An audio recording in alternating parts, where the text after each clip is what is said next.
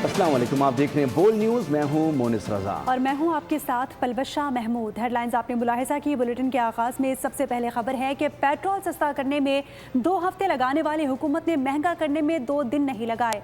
America और Iran के missile petrol bomb बनाकर पाकिस्तानी अवाम पर गिरा दिए गए। पेट्रोलियम मसनूआत की कीमतों में फिर बड़ा इजाफा कर दिया गया। पेट्रोल की फी लीटर कीमत में 13 रुपये 18 पैसे और डीजल की कीमत में 13 रुपये 80 पैसे इजाफा कर दिया गया। इजाफे के बाद पेट्रोल की फी लीटर कीमत 310 रुपये 71 पैसे हो गई।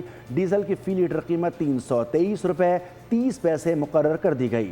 वजारत पेट्रोलियम ने नोटिफिकेशन जारी कर दिया।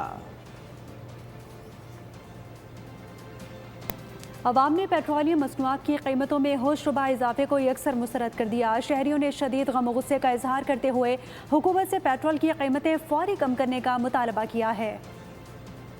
समझ नहीं आती है कि जब इन्होंने पेट्रोल कम करना होता है तो 1 रुपये 2 रुपये 3 रुपये कम करते हैं, लेकिन जब बढ़ाने की बारी आती है तो 15 रुपये 20 रुपये 50 रुपये 70 रुपये का इजाफा कर दिया जाता है। सबका मसला है क्योंकि जंग है, सबको शॉर्टेज भी है और प्रॉब्लम्स भी हैं, लेकिन ये है कि बाकी दुनिया में टैक्सेस कम किए हैं, हमारे यहाँ टैक्सेस कम नहीं हो रहे। कम हुई थी इंटरनेशनल मार्केट में कीमतें, उस हिसाब से हुकूमत ने कीमतें कम नहीं की थी पेट्रोल की।